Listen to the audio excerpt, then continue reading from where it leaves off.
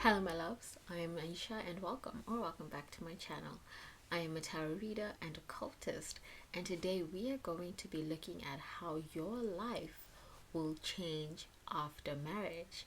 So disclaimer that this is a collective reading. The messages found here cannot and will not be for everyone. Take what resonates, leave what doesn't, and please don't force anything if it does not fit. Alright, I'll now give you some time to choose your group or your groups.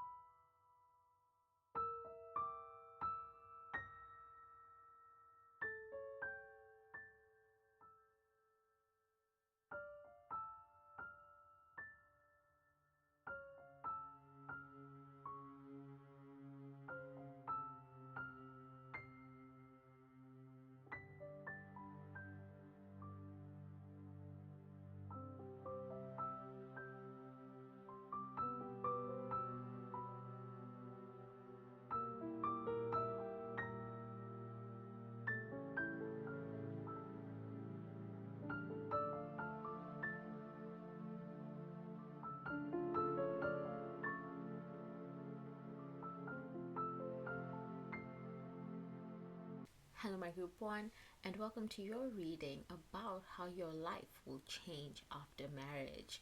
So, today we are using the First of Enchantment Tarot,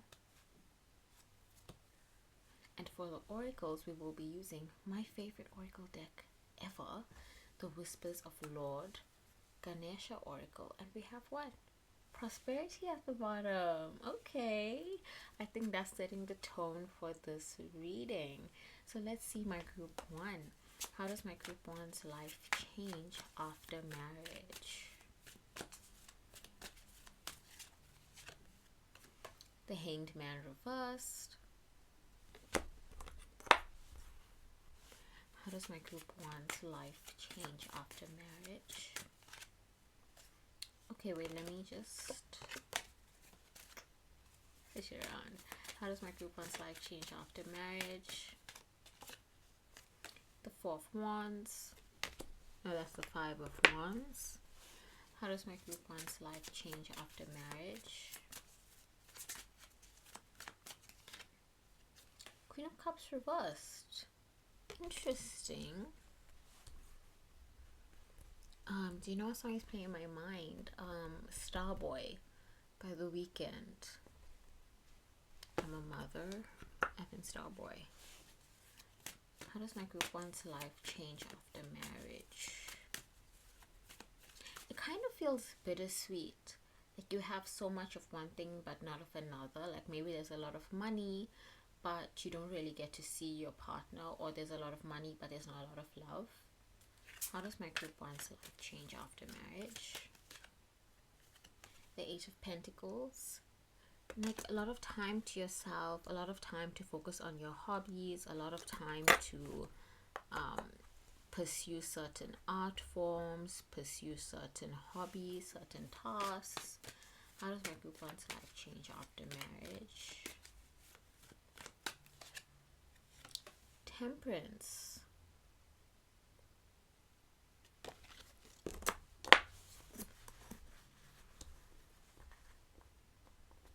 How does my group one's life change after marriage? Oh, okay, wait. Okay, no, that's like forecast that fell out for you. How does my group one's life change after marriage? And the Page of Swords reversed. Interesting. And at the bottom, okay. At the bottom we have the Two of Cups reversed.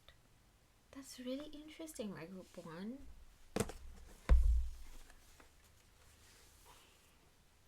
So I'm really sticking with that energy of, let me move aside a bit. How's that? I look so cute today. You know, I got this top for like £2 and I love it so much. But yeah, it feels like there's this energy of, like I said, lots of love, no, lots of money, lots of prosperity, but not a lot of love. I feel like your future spouse, the person that you get married to, may be like a long distance trucker or a doctor. There's something where the more time they put into their task, the more money they'll make. Or like they just spend a lot of time away from home and they make a lot of money, but you never see them. And over time, it erodes the marriage. It works at your marriage, it works away at your marriage. And there's this very to be expected erosion because you never see each other. They're away for days at a time, maybe. Or they come home every day, yes, but it's at like midnight and you're already asleep by then. And it just feels like after a point, it stops feeling like a marriage. You start feeling like roommates. I'm also thinking about this TikTok. I think it was a TikTok where this woman, she's a stay-at-home wife, and her husband is an electrician, and he brings home, or at the time he brought home like $4,000 a month. $4,000 a week, and he would give it directly to her because she was managing all their finances. And so at a time, so after a time, that's what your relationship with your future spouse may be like and may feel like. They go and they make the money and they're making a lot of money and they just hand the money to you because they trust you to do whatever you need to do with the money, or to spend it however you want to spend it, not even how you need to spend it. Like I said, I think that's very I think it's very important that it came out that way, however you want to spend it, because their life is their job and you're a stay-at-home wife, a stay-at-home husband, a stay-at-home spouse, and you're like, they give you the money, so you'll pay the rent, you'll pay the utilities, and then oh, there's left over, so I'll go buy new clothes, I'll buy you new clothes, I'll buy stuff for the house, blah blah blah blah blah blah blah blah. Oh, and that's for my allowance. Thank you. And after a while, I feel like it's just going to start to feel like your roommates or your business partners, like, or you're their accountant, their financial manager, their financial advisor. I think that after a point, it really will stop to feel like the loving relationship it felt like at the beginning, because of how demanding your partner's job is.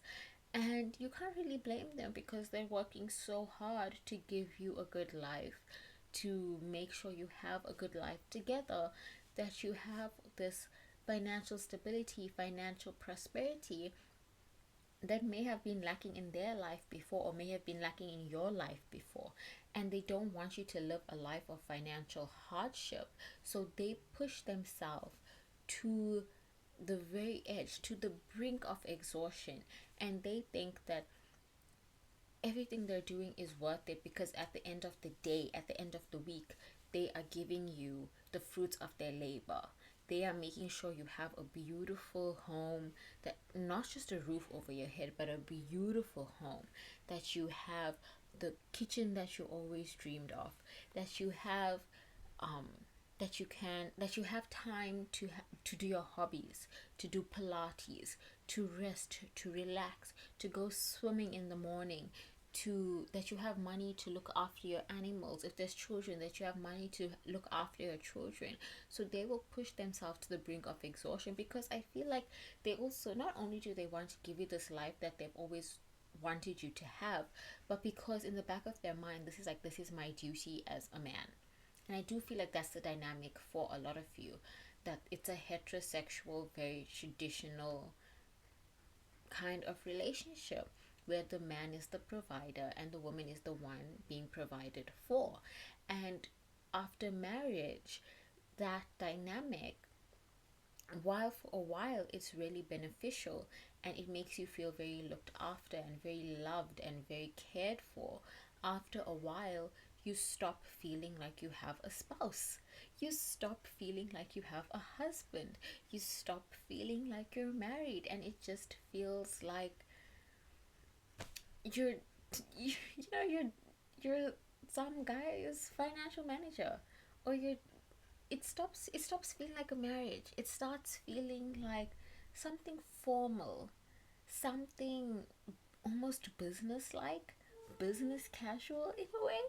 It stops feeling like a marriage. And you may feel like for a time you may think like maybe when you're young, you know, you're young and you're like, I have so much of time for myself. I have time with the girls. I have time to do this. I have time to do that. So it's great. It's fun. I love this. But as you get older, you're like, I can't live like this anymore. I need my husband around. I need him here. I married you and I want to spend time with you.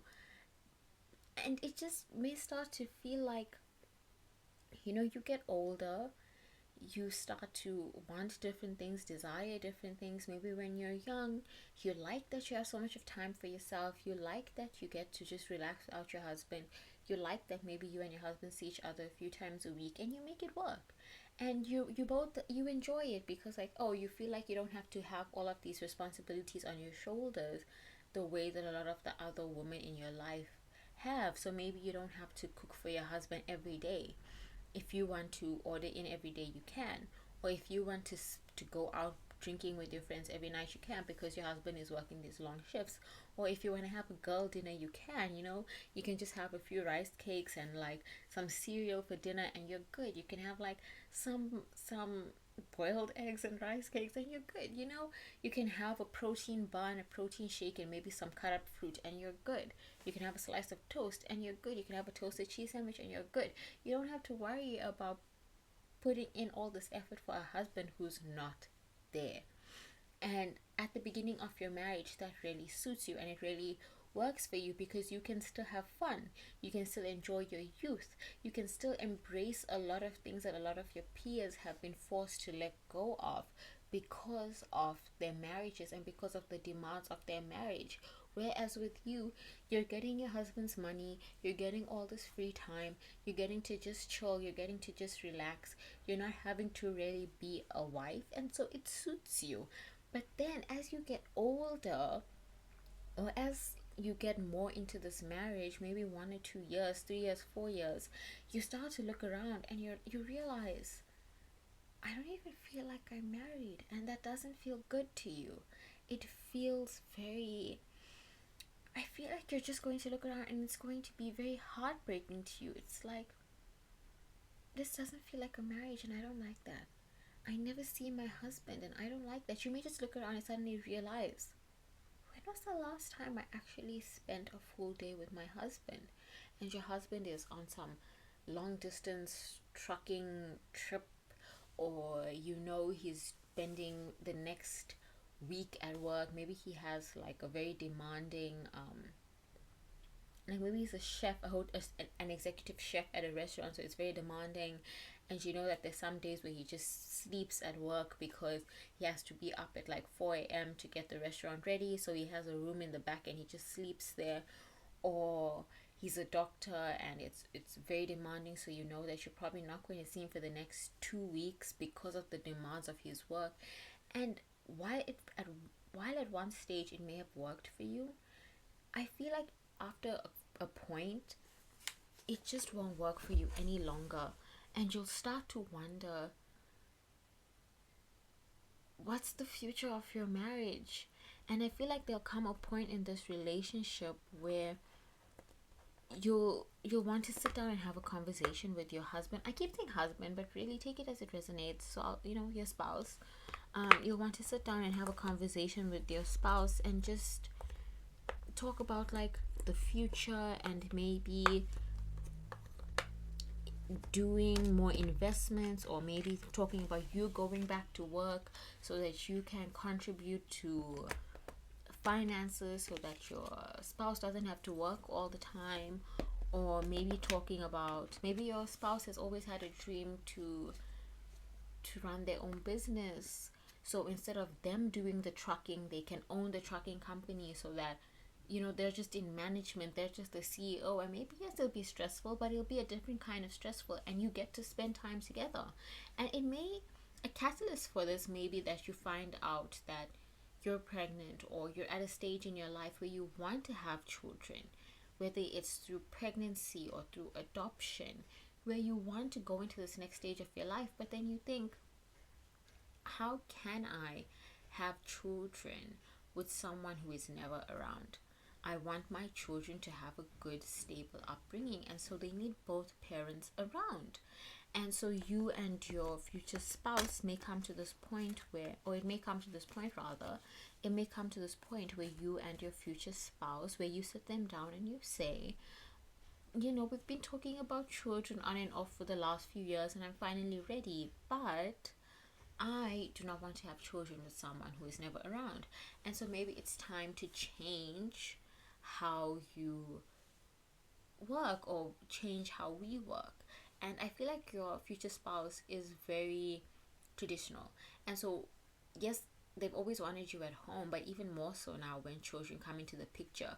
But they're not against you having autonomy, and they're not against you having financial freedom. Obviously, they're giving you the money to be in charge of the finances, and they're very transparent about finances. And whenever you want to like do little businesses, or whenever you want to do things to bring more money in, it's not like they'll stop you at all. If you wanted to get a job, they would, I hate to say they would let you, but they would be okay with it, because they want you to have your own freedom, and they want you to do things that make you happy, and they want you to do things that,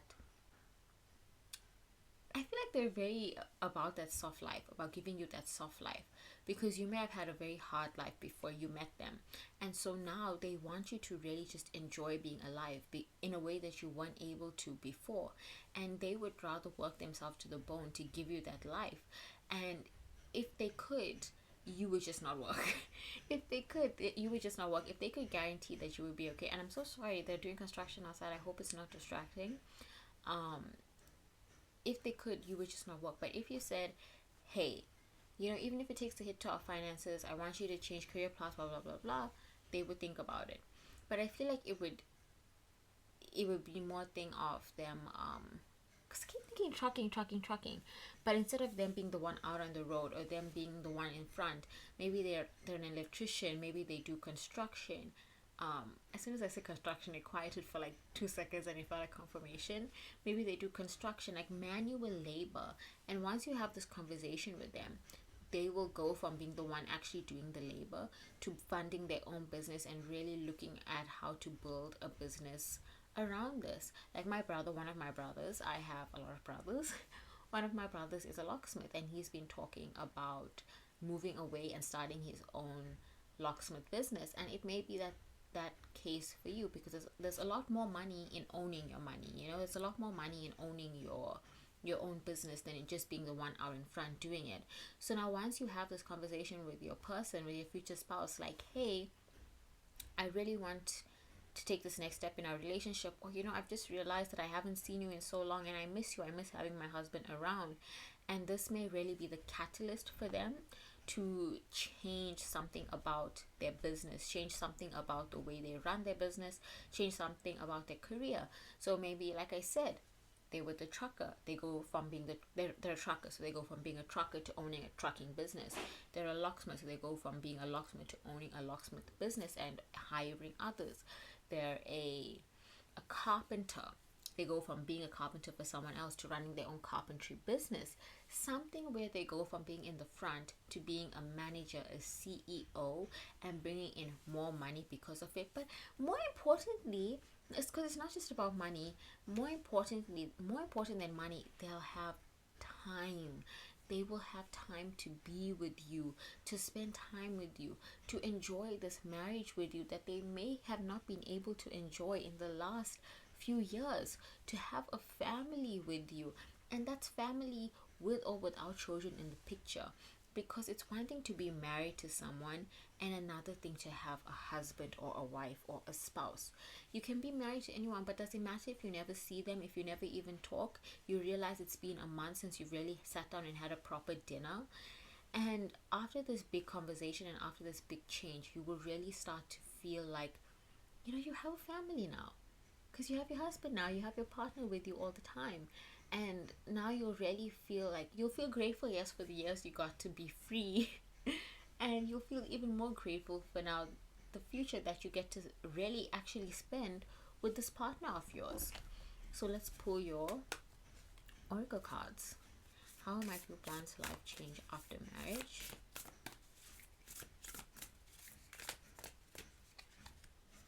generosity. I feel like you'll also be at a stage where you are able to give more to the people around you because you're receiving more. Like I said, your future spouse will be very free with finances, and you'll be very savvy because I feel like you come from a background of maybe not poverty, but you come from a background of hardship, and you come from a background of having to watch your finances, or maybe you come from a financial advising, financial accountant, banking kind of background, and so you'll be very savvy with your money, and now you'll just have more than you know what to do with because you're used to working with a tight budget, and your future spouse is just coming every week like yeah, yeah, yeah, or every month like yeah, yeah, yeah, yeah, yeah, and it's a lot of money, and they're not fussy, they're not picky, they're not high maintenance or anything. So you have more money to give back to your community, you have money to donate, you have money to um, uplift your community, and your partner will also be very generous with you. You know, my aunt, one of my aunts always says, actually a few of my aunts always say this, because like you shouldn't pray for a wealthy man or wealthy husband. You should pray for a husband who's wealthy and generous, because anybody can be wealthy, but not everybody is going to be wealthy and generous. So if you are making a prayer for a wealthy husband, pray for, don't just pray for a wealthy husband, pray for one who is wealthy and generous. And I feel like this future spouse that you are going to have, or your future spouse rather, I don't know why I said it like that, I feel like your future spouse is not only going to be wealthy but very generous. Generous to you, generous to their family, generous to the community. Heart of gold, really. They have a heart of gold. Innocence. Innocence. And that innocence may be yours. That innocence may be a naivete with thinking that the way things are in the beginning of your relationship, of your marriage, could work long term. You think that, oh, my husband's a trucker and I hardly see him, but that's fine, that's just how some marriages are. Or my husband is a doctor and he works like 70, 120 hours a week, and that's fine, that's just how things are sometimes. But then as time passes and you get older and you realize, no, I was very naive to think that. I was very naive to think I could be happy with hardly ever seeing my husband. I want my husband around. My group ones. How my group one's life change after future spouse? How my group one's life change after marriage, please spirit? Healing. And that kept coming through, right? Where I feel like you may have had a very difficult life before you met this future spouse, and now they have it in them where they almost feel like it's their duty to give you not just a good life but a great life. They would rather work themselves to the bone, or they would work themselves to the absolute bone if it means you could live comfortably, if it means you could live happily, if it means you could have all of the things you missed out on in your childhood or in your young adulthood or in the time just before you met them, because of how hard and difficult your life was. So with them, they want your life to be easy. And for a while, your future spouse may think that the only answer to your problems is money. But it may come to a point where, because you're so savvy with money, you know, you just don't need as much money as they're bringing in. You've also saved so much, you've invested so much, you've put so much in savings that, like, if they wanted to take 2 years off of work, you both would be fine. You would be absolutely fine. Or if they wanted to switch to another line of work that maybe wouldn't be so profitable right at the beginning, you would both be fine because of everything that you've done money wise, saved money wise, all the ways you know how to manage money. You would be set.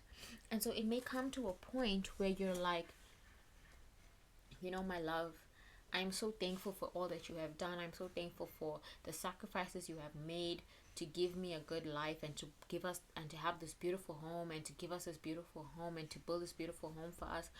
But we don't need the money right now. I feel very secure financially with you. But more importantly, I want to have you around. And it may come to a point where that conversation is needed and where it really takes your relationship to the next level, with your future spouse also saying, like, you know, this feels like a sign that I should start my own business, or this feels like a sign that I should change career path. It feels like a sign. And yeah, my group one. So my group one, I think I will close your reading here. Thank you so much for spending this time with me and for trusting me to be your reader. If you would like to book a reading with me, become one of my 18 plus patrons, or just follow me on social media, the links to do so are down below. Alright, bye. Hello, my group 2, and welcome to your reading about how your life will change after marriage. So today we are using the First of Enchantment Tarot, and for your oracle we are using the Whispers of Lord Ganesha oracle. Alright, so let's see, how will my group 2's life change after marriage? King of Swords reversed. How will my group 2's life change after marriage, please, Spirit?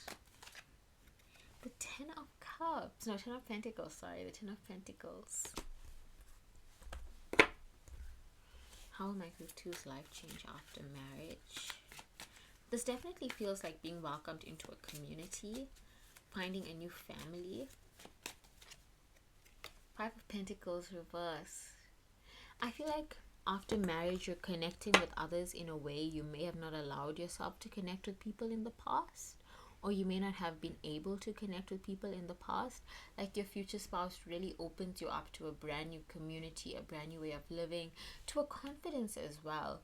You may have been very insecure, or you may be a very insecure person who finds it difficult to connect with others, to communicate with others, to bond with others, to even just talk to others. You may find it very intimidating to talk to others, but after marriage, as you become more and more integrated into your future spouse's life and into their friendships and into their family, you find that you kind of become a brand new person. You just don't feel insecure around them and their family. You don't feel shy to speak up. You feel like you're building bonds and you're actually creating a community that and a family that you may have always desired. How does my group 2's life change after marriage? The Ten of Swords reversed. It's like you'll feel free. You'll feel free to be yourself and to speak your mind. How does my group 2's life change after marriage? King of Swords reversed. Okay. How does my group 2's life change after marriage? And the Page of Wands reversed. You have literally all reversals except for your second card, which is the Ten of Pentacles. And now I'm thinking of there was this TikTok I saw, and okay, so I have very complicated feelings about cosmetic surgery. Would I like to get some cosmetic surgery done? Yes, but also I recognize that it's a predatory line of business, and that's just how I feel. I don't like that cosmetic surgery is as prevalent as it is. I don't like how it's being marketed towards a lot of our young girls, especially. I don't like that so many plastic surgeons are men, and most people who get plastic surgery are women. I have very complicated feelings about it. Like, yes, autonomy, blah blah blah blah blah, and all of that to say that I am thinking about a TikTok where this girl, I think she must have been Arab, and she had a very sharp, long nose, a very distinct Arab nose, beautiful nose. But in it, she was talking about how she was like, to my ex who made fun of my bird beak. I don't remember if she said that, but like to the ex who made fun of my large nose, my husband paid for me to get it shaved down, something like that. Paid for her to get cosmetic surgery on her nose, a rhinoplasty. And it may be that kind of situation where an ex of yours who is coming through very strongly as this King of Cups person, and I feel like you're the King of Swords. So we're looking at air signs, water signs, also air signs with the Ten of Swords here. What else? Fire signs with the Wands, Page of Wands. Earth signs with the Ten of Pentacles and the Five of Pentacles. But this ex of yours, or you may have, okay, so it's an ex or it's an old friend, and immediately I say old friend and I think Old Friend by Mitski, which is my favorite Mitski song, or one of them. It's like in my top 5.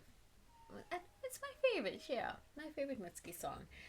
But this old friend or even family members people who made fun of you for something, made fun of you for your tone of voice, made fun of you for your interests, made fun of you for the way you look, made fun of you for a certain feature, made fun of you for your weight, let's say you're too fat, you're too skinny, made fun of you for a disability, made fun of you for something, made fun of you for everything, just made you feel like an outsider in your own home.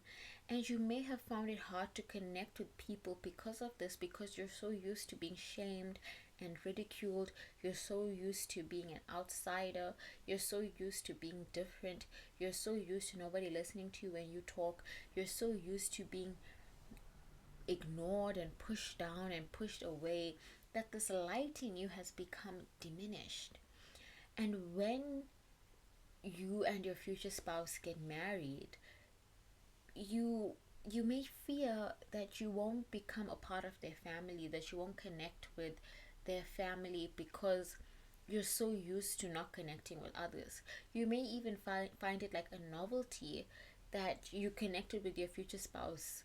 You may find it a novelty that you're even married. You may wonder, like, how did this happen to someone like me who doesn't connect with anyone, me who can't uphold a conversation with anyone, me who can't talk to anyone for the life of me? How did I get married? And not only how did I get married, how did I marry someone who is so amazing and so lovely and so kind? And I just feel like after marriage, you are going to be facing all of these insecurities, and it's going to be in like a really safe environment though.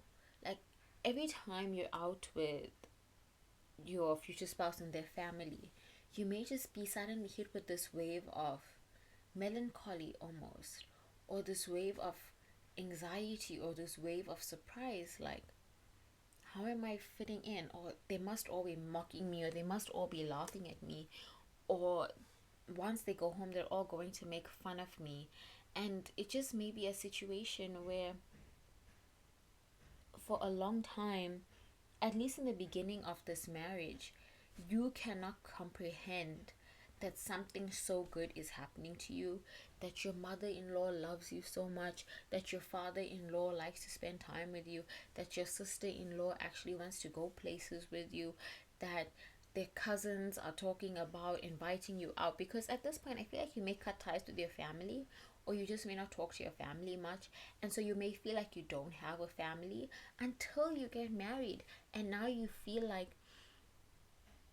it may be a case where they are actually your family, where your in-laws are actually your family, and not just your family because they're your in-laws, but your family because they love you and they love spending time with you, and they want to welcome you into their life, and they want you to be a part of their family. And this just may all feel very novel to you. It may feel very strange to you. It may make you feel very uncertain. And again, it may trigger those anxieties and those worries and those insecurities, like, no way. Nobody likes listening to me talk.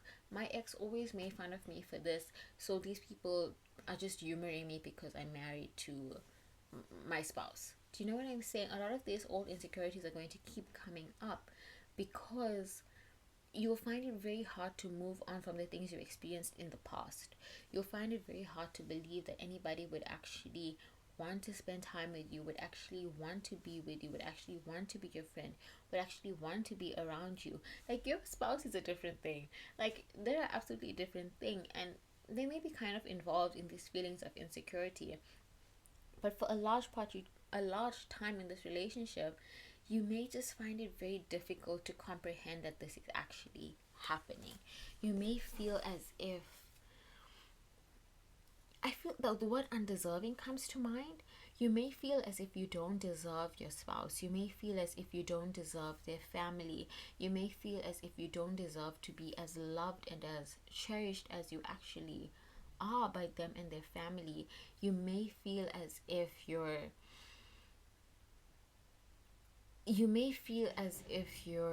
how do I say this? You may feel as if you may wonder if you forced your way into these people's lives. you may feel as if, you may wonder, like, is this all part of some great big joke? Do these people realize how unworthy of love I am? Do these people realize how much of a loser I am? Does my husband realize that he's made the biggest mistake of his life in marrying me? And so it feels very bittersweet, because it's like, on one hand you have this amazing beautiful thing, you have this amazing beautiful husband, the spouse who loves you, who adores you, who cherishes you, who accepts you as you are, and you have this family that wants to make you a part of their family.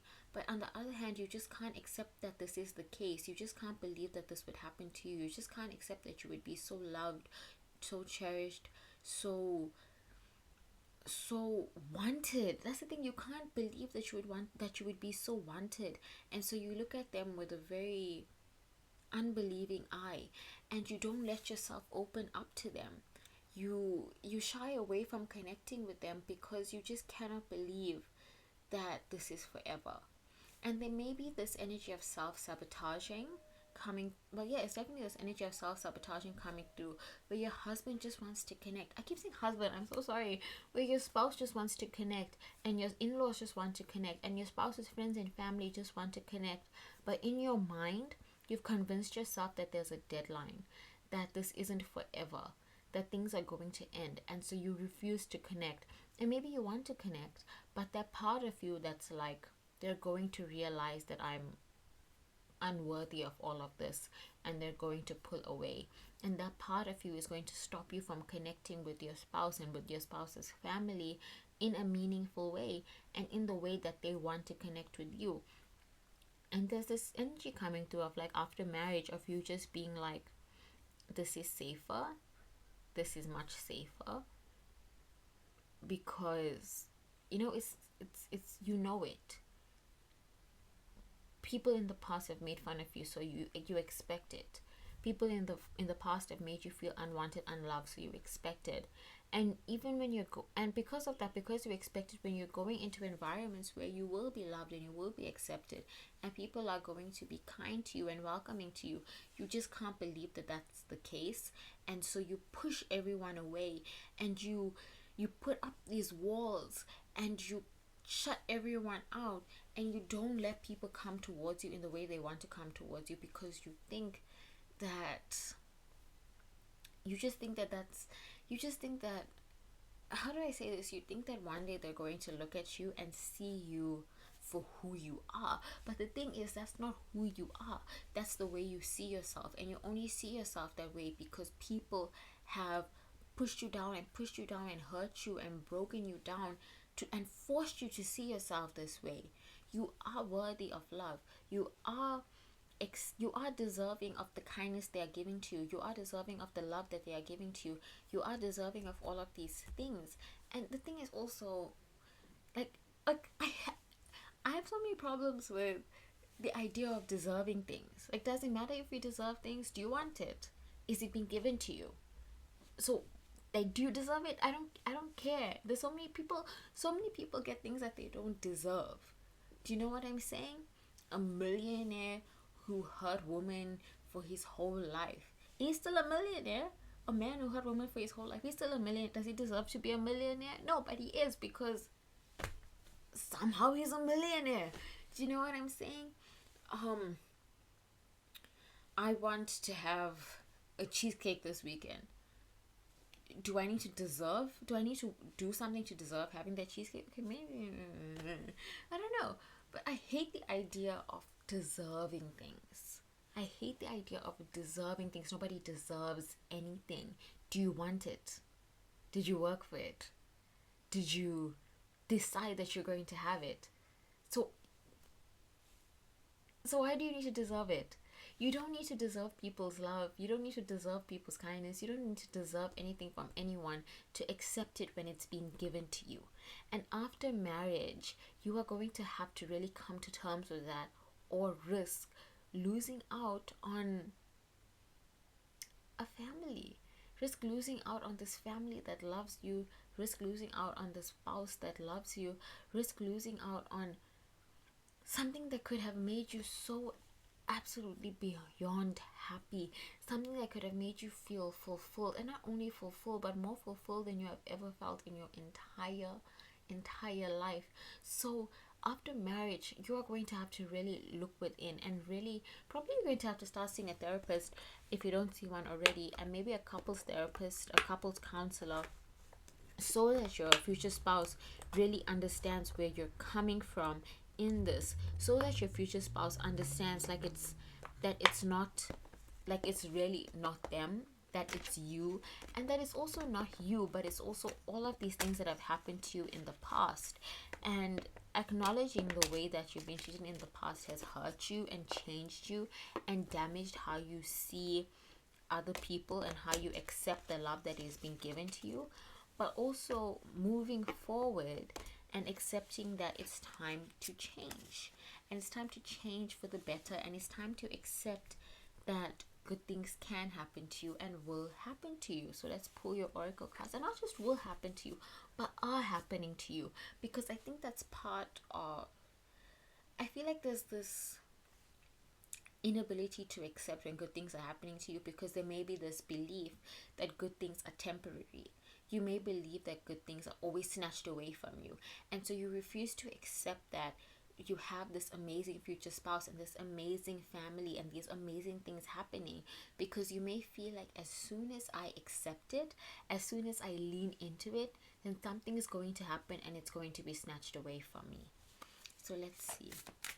For my group 2, how my group 2's life change after marriage? Oh, my group 2's life change after marriage, please, Spirit.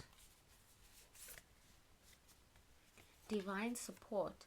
But it's not just divine support, it's support from the people around you. It's how your spouse is supporting you, how your family is supporting you. It's how people are looking after you and loving you and wanting to be there for you. And they may notice, like, maybe you have mental health struggles, and they may notice you're not doing so well, and they're like, if you need anything, come to us. And you may think it's just something people say, but it's not just something they're saying, it's something they mean. For my group 2, how my group 2's life change after marriage?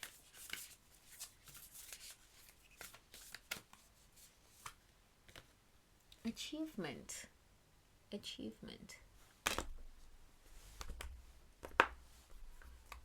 A song just came to my mind? It's Radha on the dance floor.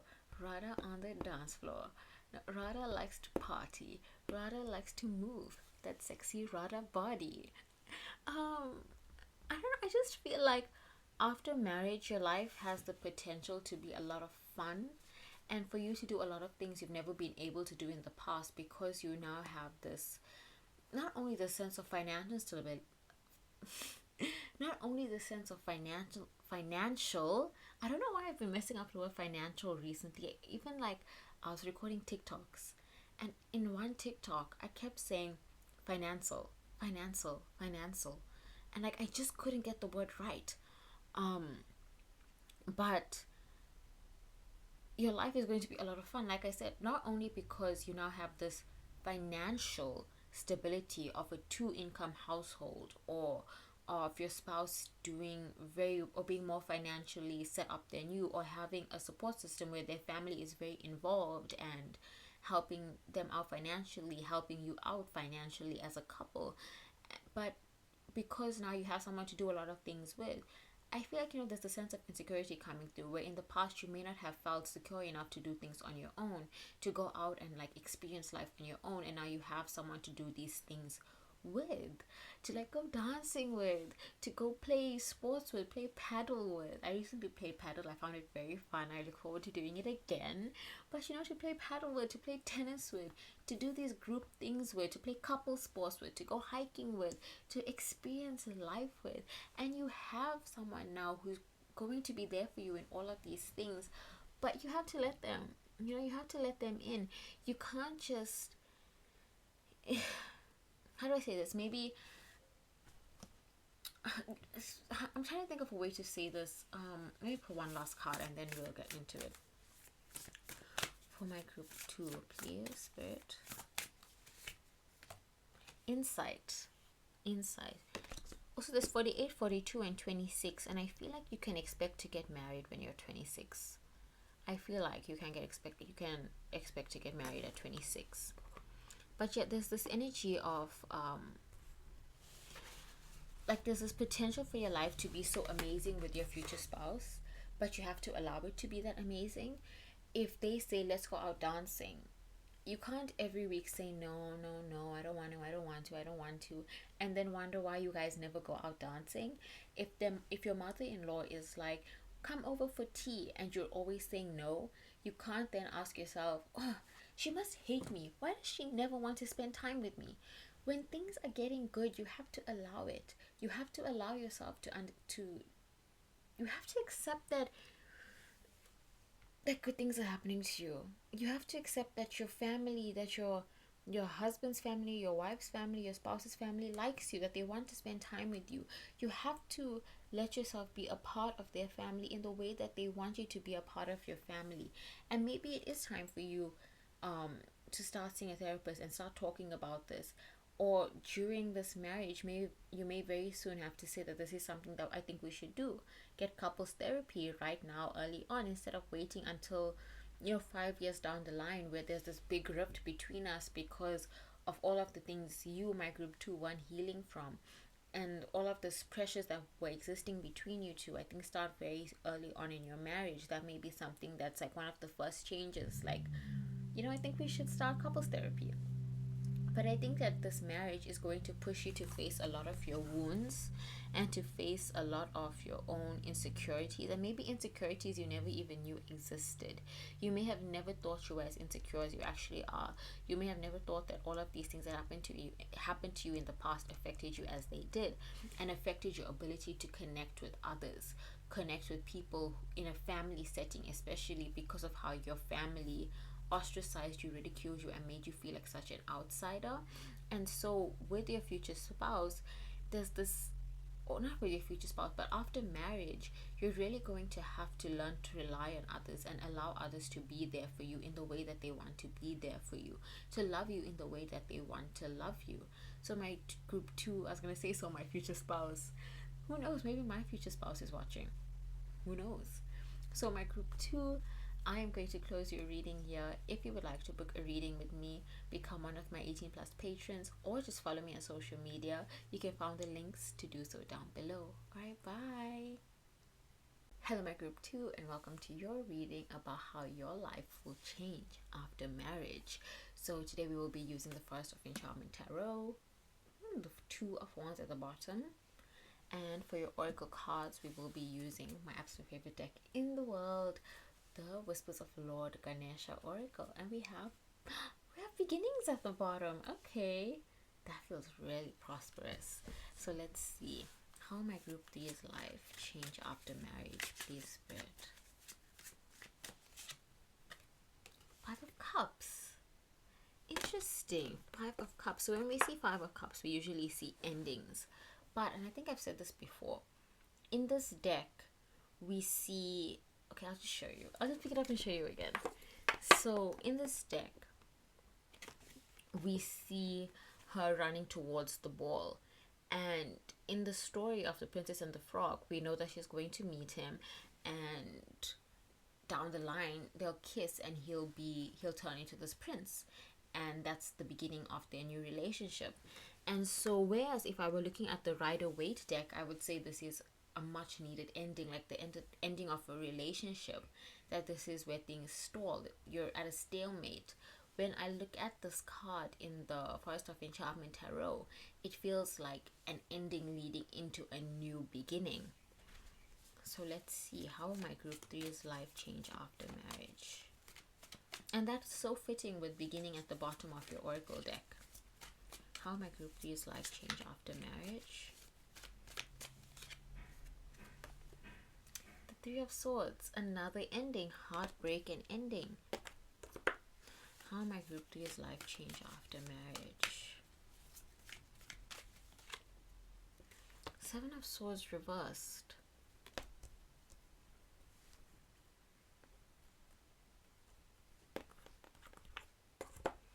And just suddenly, I'm hearing Hozier's voice. Movement by Hozier is in my mind. Endings and heartbreak. And now there's noise. Dead reconstruction. I hope it's not distracting. How my group 3's life change after marriage. Queen of Wands. How my group 3's life change after marriage. The world. Completions. Endings, changes, completions. Because we also have the Seven of Swords reversed, which signifies like a turning point, a change. How will my group 3's life change after marriage, please, Spirit? My group 3's life change after marriage. Five of Wands. I feel like pulling one more card.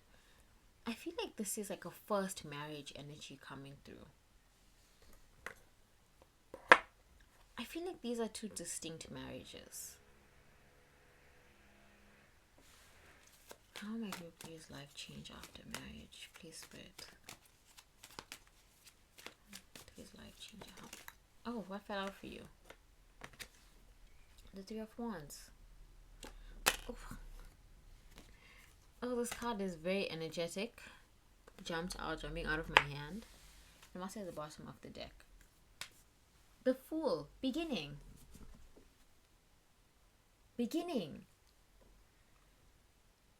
This is so interesting, my group 3. My word.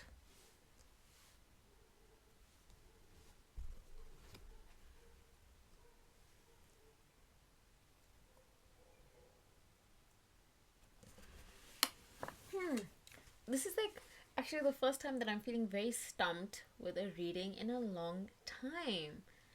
Because I feel like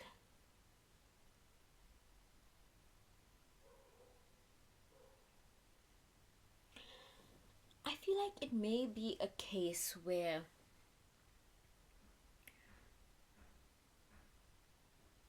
love may have been difficult to come by for you, where it may have time and again been offered to you, but you never reached out your hands and grasped it. Like maybe you never wanted it bad enough. You wanted to be in a relationship. Maybe you just loved the idea of love. And then people would come towards you and you'd be like, nah, not you. Nah, not this guy. Nah, not her. My bad. And then you come to a point where actually I'm happier on my own. And you would find that you're happier on your own. You're happier single. But then it creeps up again, you know? I want love. I want someone. I want a boyfriend. I want to be in a relationship. I want a girlfriend. I want somebody to call my own. I want somebody to hold and kiss and cuddle and blah, blah, blah, blah, blah, and all those nice, sweet things. And it may be a case where you are almost driven by loneliness into somebody's arms, or driven by circumstance where this is the first person who has really shown an interest in you, or the first person who has really made an effort to be with you, or the first person who has really gone out of their way to woo you. And because of this, you may find yourself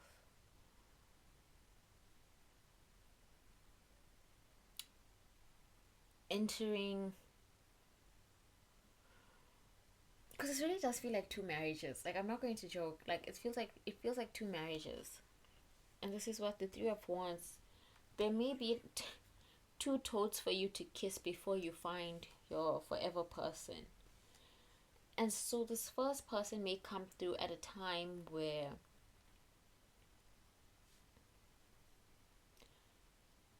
you just really want to feel loved, to feel understood, or to be stable in some way, financially stable, to feel like somebody's got your back, to feel like you're understood. And so this person comes into your life and you're like, oh, this is my person, and you end up marrying them. And you're just not happy in the relationship. I don't know. I feel like the message isn't coming out right. I don't know why. I don't know why, but this message doesn't feel like it's coming out right at all. I think I'm going to re-pull your cards, actually. I think I'm going to start over. And I think I'm going to use the Rider-Waite for you deck. I think I'm going to use the Rider-Waite deck for you. Because this doesn't feel right. That beginnings feels right. But this year, these cards, I don't know. I just feel like I'm missing something. Like, it's just not right. You know what I'm saying? It just doesn't feel right. Let's see. And I haven't used this deck for readings in a while. So you guys should count yourself lucky. We have the Six of Cups greeting us. Reconciliation. How will my group 3's life change after marriage? Knight of Pentacles. How will my group 3's... Oh, what's this? The Three of Cups. We had the Three of Wands for you earlier from the other deck. How will my group 3's life change after marriage?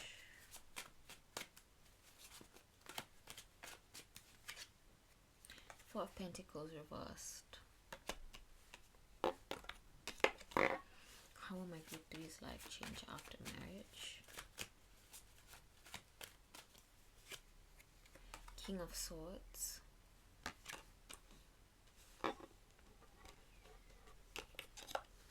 How will my group 3's life change after marriage?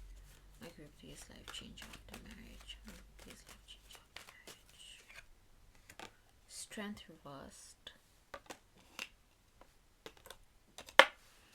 How my group 3's life change after marriage? How my group 3's life change after marriage? King of Wands reversed.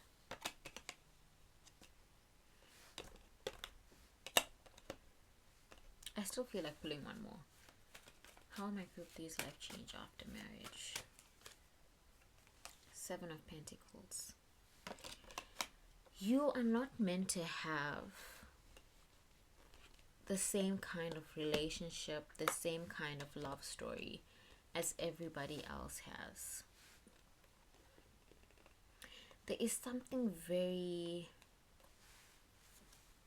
unique about you, my group 3, and thus there is something very unique about this marriage that you are going to have and the relationship, the turn that your relationship takes after marriage.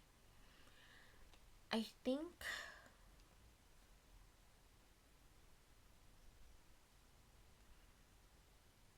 rather than two separate marriages, for some of you that may be the case, and there's no shame in that. There's no shame in marrying someone and then realizing that this isn't for you and then divorcing.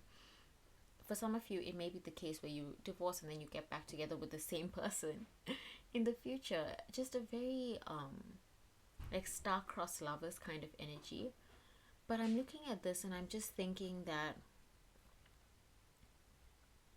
after marriage, you will have to divorce yourself from this idea of, or from your expectations, from your relationship being what you expected it to be like, because you've compared it to so many other people's relationships. And the thing is, you have to accept that maybe this is your very first serious relationship, maybe your very first marriage, you know what I'm saying? And after marriage, you're going to have, like, a lot of people are going to be giving you advice and input and telling you, like, this is what works for me, and this is what I do in my marriage, and this is what I do with my husband, and this is what I do with my wife, and oh, my husband loves and I do this, and my wife loves and I do this. And you're just going to have to just, in one ear out the other, because I feel like your life isn't going to change much. Do you know what I'm saying? Like, before marriage, you guys are going out partying and having fun and hooking up with strangers, or like you and your partner. Like, it may be an open marriage kind of situation for some of you, or like a, my wife and I saw you from across the bar and we really liked your vibe kind of energy. But just like accepting that your marriage is not going to look like everybody else's marriage, and that's fine. You still want to work, and that's fine. Or you want to go into business together, and that's fine. You want to start your own business without your partner's input at all, and that's fine. You still want to go out clubbing and drinking and having fun with your partner or by yourself, and that's fine. You want to have full control over your own money, that's fine. You want to have control over your partner's money as well, and that's fine. You want to be the more dominant one in the relationship, and that's fine.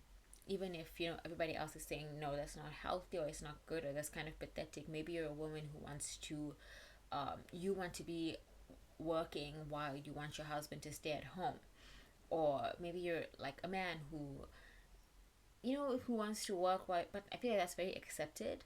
But I feel like lately a lot of people, a lot of men have been talking about like they want a submissive woman who like a submissive traditional woman. But then as soon as you talk about how do I say this, as soon as you talk about, oh, so are you going to support her, then they'll get like very defensive, like, what are you talking about? No, she should still have her own money. Like, I don't know, it feels like a very weird disconnect. But it just feels like there's not a lot that's going to change after your marriage, but a lot's gonna change. I think that's a weyes blood song, lots gonna change. But it just feels like a lot's gonna change in the fact that nothing's gonna change. Does that make sense? Because like you may have this expectation that, oh, after marriage everything's gonna be different, and everybody told me marriage is gonna be like this and life's gonna be like this, and then you build it up and you expect it to be different, but then nothing changes and you're like, oh, it's fine, it's whatever, it's exactly as it's not what I expected it to be like, but it's exactly as I needed it to be, and that's fine.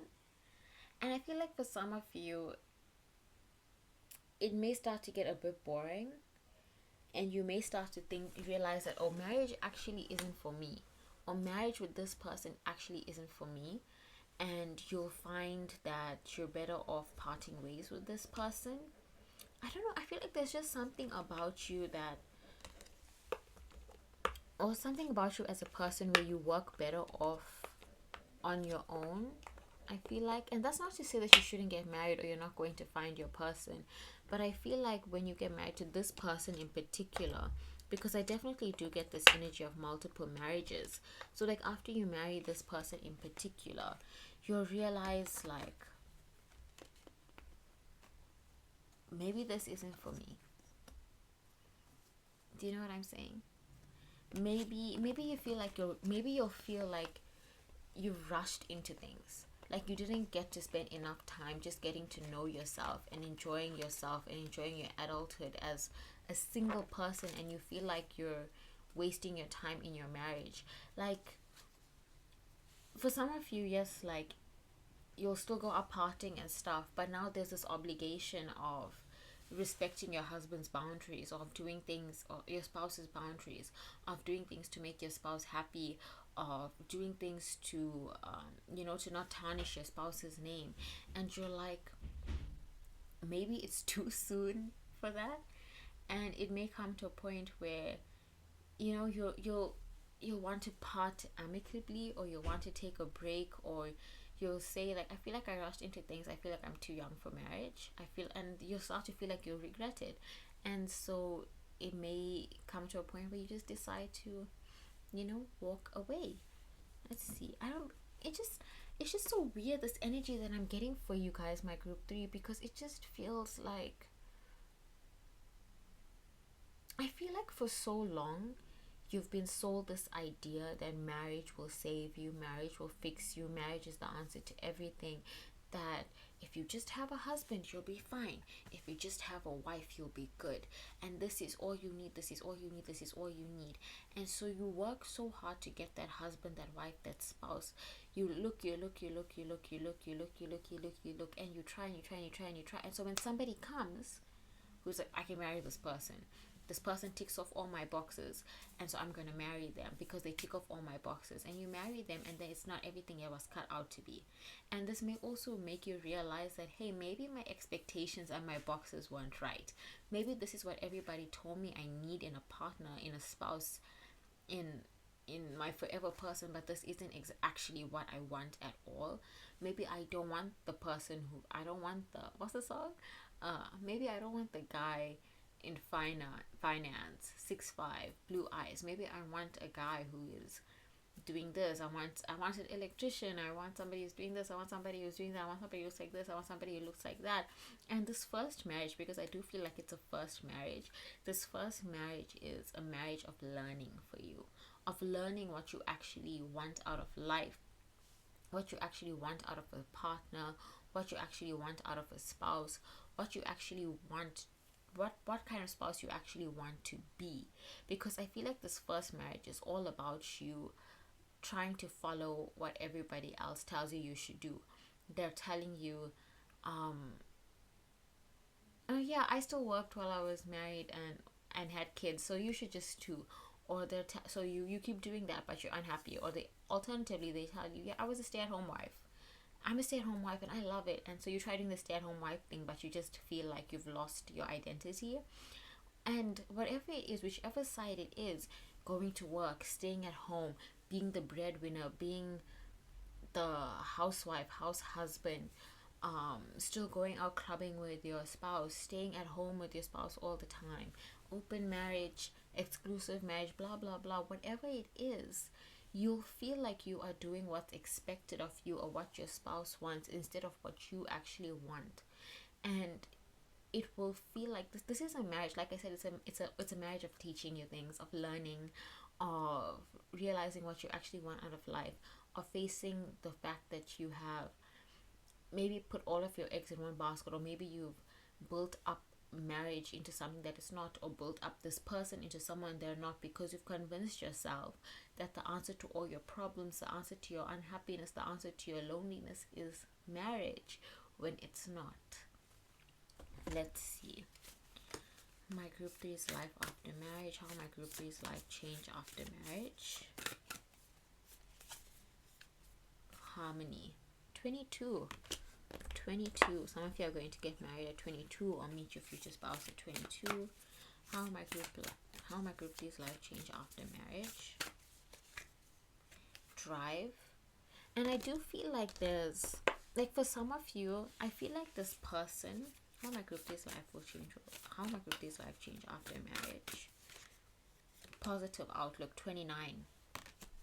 For a lot of you, I do feel like this person who we're talking about is your forever person. It's just right person, wrong time.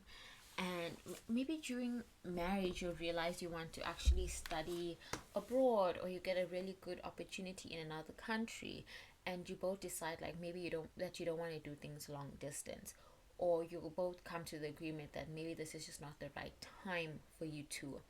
And so you'll end things so that you can each pursue your own careers, your own dreams, live your own lives.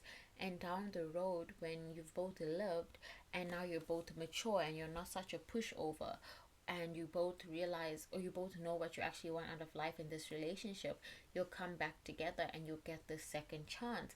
And I think that's very romantic, when people part ways because of circumstances and then they reconcile because they realize that this is my person, and now we have the opportunity, the ability to try again and to do things better this time. And I think that that's the case for you after marriage, where you realize that now is not the time. I'm not the person for this marriage. The time isn't right for this marriage.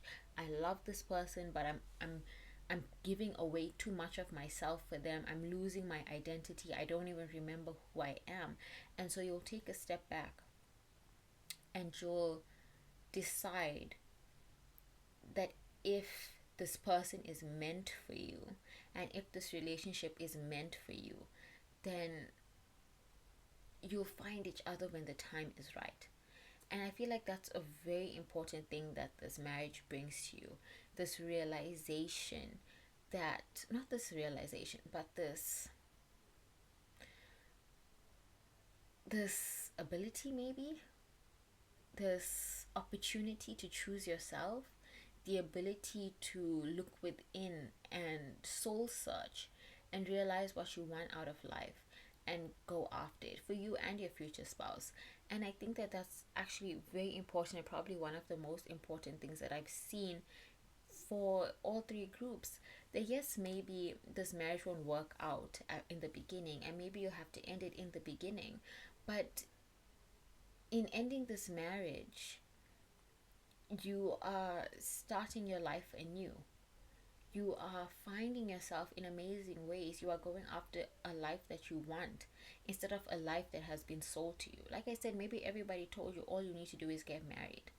But then you get married and you realize, no, I actually want more out of life.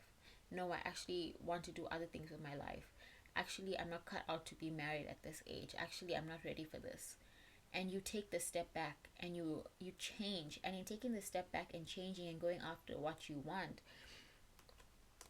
you will find life unfolding for you in so many amazing ways. And I really do feel like this is your forever person and that you're going to reconcile.